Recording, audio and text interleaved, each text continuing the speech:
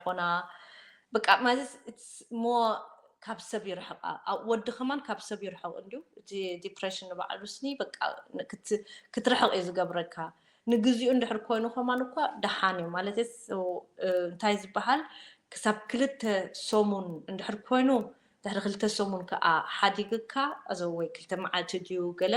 ልዕሊ 2 ሰሙን እንድሕር ኮይኑ ግን really ሓገዝ ክትሓትት ኣለካ ሓገዝ ክትሓትት ኣለካ እንድሕር ቀጻሊ ድቃስካ ስሩዕ ዘይኮነ ከዓኒ ከምኡ ሓገዝ ክትሓትት ኣለካ ኣሎ ደረጃታት ኣሎ ግዜ